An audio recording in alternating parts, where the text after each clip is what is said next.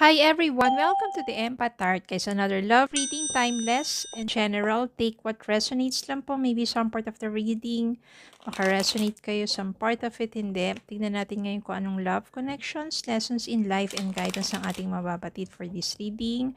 Ano kayang mga aral at gabay sa buhay, pag-ibig, life in general, relationship, love, and you as a person. Tignan natin ngayon kung anong love connections ito. Spirit guys, send me messages. Yan. Spirit guys, send me messages. Ano love connections ito, lessons in life and guidance ang nais yung pabatid sa amin.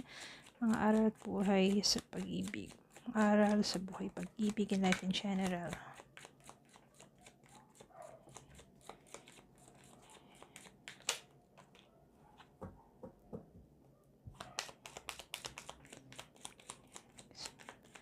Messages. Send me more messages, Spirit Guide.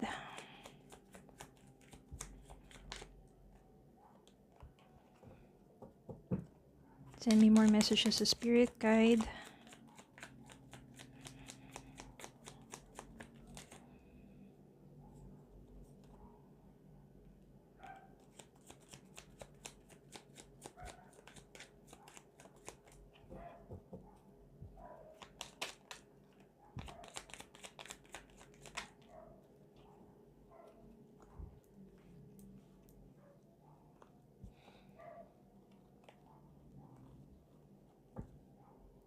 Ten of Swords.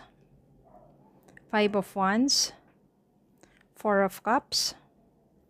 Ten of Cups. Moon. Sun.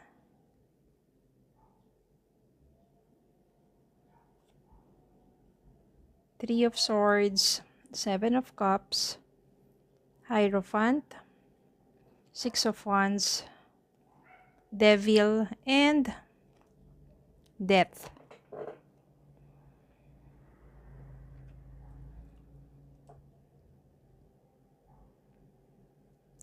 Yan. Nako, isa na naman tong relasyon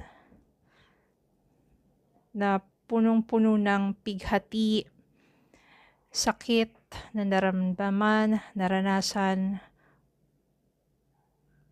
O, yung parang ito yung kasing devil dito, means toxic relationship.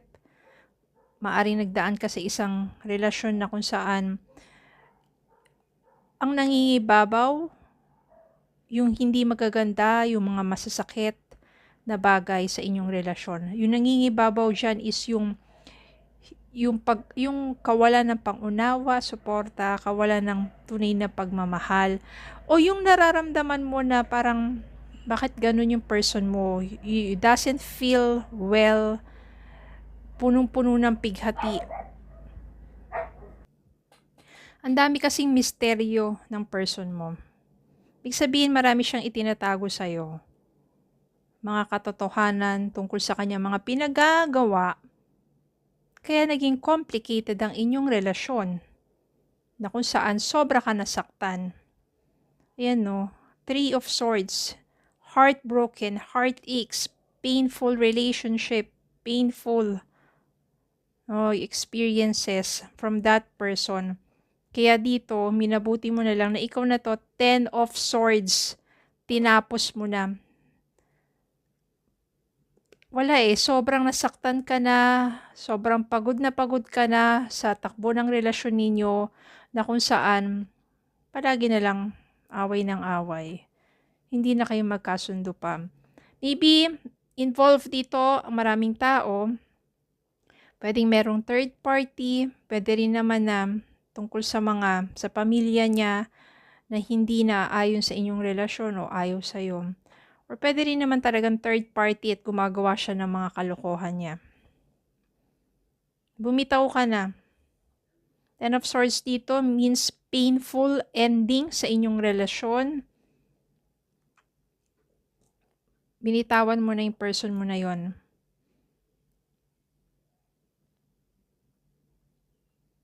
Meron ditong death. Ibig sabihin nito, merong pagbabago, merong changes. I can sense here yung changes dito, bukod sa pagbabago sa'yo, because doon sa naranasan mo, doon sa person na yun, mas naging matatag kayo, mas naging strong yung personality mo.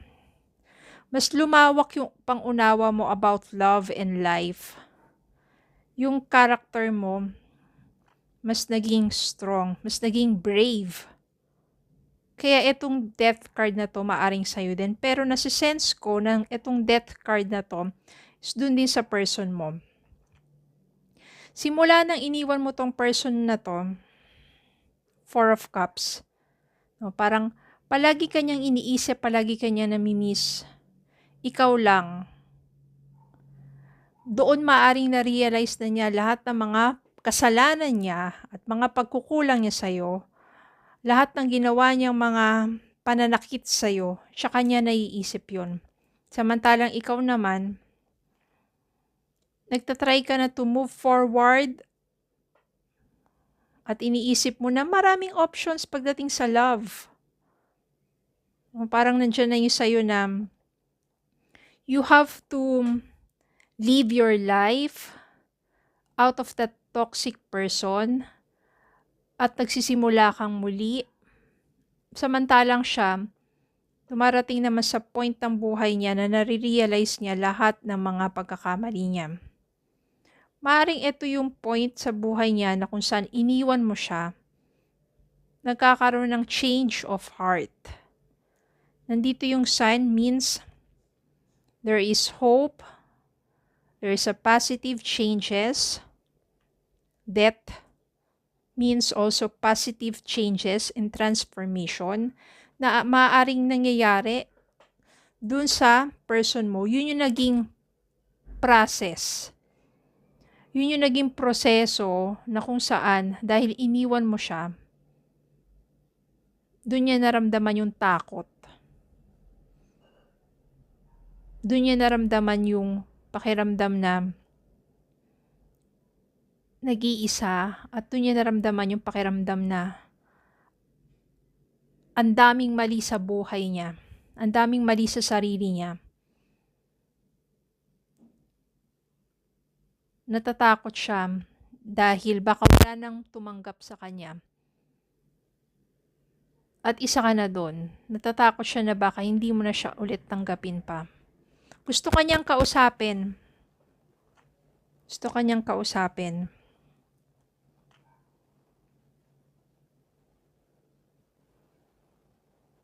Gusto niyang itama yung pagkakamali. Nasa sayo yan kung bibigyan mo ng pagkakataong tong taong to. Pero I can sense here na kayong dalawa lang involved dito sa reading na to. Bibigyan mo siya ng chance. 6 of Wands. Sabi pa ulit-ulit na ikaw na nga nagputol ng relasyon ninyo eh. Pero maaring panahon, maghihilom ang mga sugat. No, dilipas ang panahon, maghihilom yan. Magkakaroon ng positive changes para sa inyong dalawa. You will look forward in different ways on how to magkaroon ng peaceful resolutions sa inyong dalawa. Kasi mahal mo to, minahal mo tong taong to. Sobrang nasaktan ka lang na bakit napabayaan at naging hindi maganda ang takbo ng inyong relasyon. Marami kasi itong taong to, marami siyang problema within, dun sa sarili niya, na kung saan nagmamanifest sa mga salita, pinapakita at pinararamdaman sa'yo. Kaya naman itong taong to siguro, nang na-conquer na niya yung mga problema niya, na-resolve na niya yung problema niya within sa sarili niya, dun siya nakaramdam ng matinding kawalan mo at takot na tuluyan ka nang mawala sa kanya. At dun siya nagbago, dun siya nagsisi sa lahat ng mga pananakit na nagawa niya sa'yo. I can sense here that you will give this person a chance. Hihingi ka ng payo sa mas nakatatanda. Especially kung itong taong to married kayo. You're not just a couple, but you are married. Yan. Dahil maghihilom ang mga sakit sa paglipas ng panahon. At yung positive changes na yon magdadala sa inyo sa isang mas magandang relasyon. Lahat ng mga natutunang aral sa buhay, lahat ng mga magagandang pagbabago, mangyayari dito. Yung iba sasabihin na, wala nang pagbabago yan. Wala nang pag-asa yan. Nayaan ko na lang yan. Hindi ko na siya tatanggapin sa buhay ko. Pwedeng patawarin ko na siya, ba't hindi ko na siya tatanggapin sa buhay ko? Yes, yung iba may mga ganon. Which is kung ano yung decision ninyo, kung alam niyo sa tingin ninyo na makabubuti para sa inyo, para sa inyong buhay, go for it. Meron namang iba binibigyan ng second chances, especially kapag hinilom na ng panahon ang mga sugat na yan. At nandiyan na yung muling pagtanggap, especially kung nakikita mo tong taong to lubos na nagsisisi at gustong bumalik sa buhay ninyo. Why not? Diba? Especially kung kayo ay married at meron kayong mga supling o mga anak. But this one, from a toxic relationship, kasi nagsimula siya sa isang magandang pagsasama eh. Nasira, nagkaroon ng problema within sa taong to at naapektuhan ng pagsasama ninyo at sobrang naging masakit na. Pero eventually, nagkaroon ng positive changes, muling pagtanggap, pagpapatawad, at this time, naitama naman yung mga hindi magandang bagay. Mas naging kayong maligaya, mas naging maganda ang inyong pagsasama. So dito, sa una, gusto kang kausapin ng person mo, wala siyang lakas ng loob, hanggang gumawa siya ng iba't ibang paraan para muling magparamdam sa'yo. Naging successful naman ang inyong pag-uusap at pagkikita, binigyan mo siya ng pagkakataon, nauwi naman sa isang magandang pagbabalikan. Changes, positive changes, at ang pinakamahalaga doon is may mga lessons na natutunan at merong forgiveness.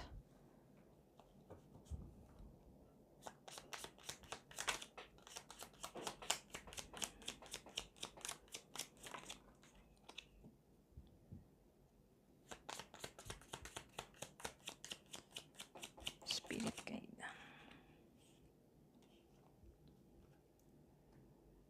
Ito yung lumabas. Una, stab in the back. Heartbreak, pain, separation, deception, shocking attack. Ito yung nangyari sa inyo. Dito natin ilagay ito. Yan. Ito yung parte, ito yung panahon sa pagsasama ninyo na kung saan nandiyan yung heartbreak, nandiyan yung pain, nandiyan yung separation. Diba? Pero, ang nangyari naman, after time heals all the pain, ascending, transcending obstacles, nalagpasan ng mga pagsubok, learning, nagkaroon ng learning, natuto sa mga nangyari, expansion, new phase, panibagong, sabihin natin, yugto, preparing for union. And ito yung union na yun. Reunion. Dito na yan sa part na yan. So parang may mga phase ng relationship na kung saan nandun yung pain, tapos healing, tapos nandun na yung new beginning.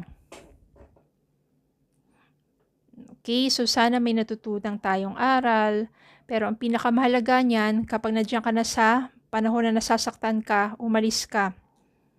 Bigyan mo ng panahon ng sarili mo to heal, to recover from pain, at yung tao din na yon, pagdasal mo siya sa kanyang pagbabago, patuloy ka lang magdasal sa kanyang pagbabago, at darating yung panahon na maghihilom ang lahat at magkakaroon kayo ng panibagong simula. Walang imposible. Nothing is impossible. if you believe. Okay, so yun lang po. Maraming salamat po for watching. Please don't forget to like, share, comment, subscribe, follow me on Facebook and TikTok. Have a good day po and God bless.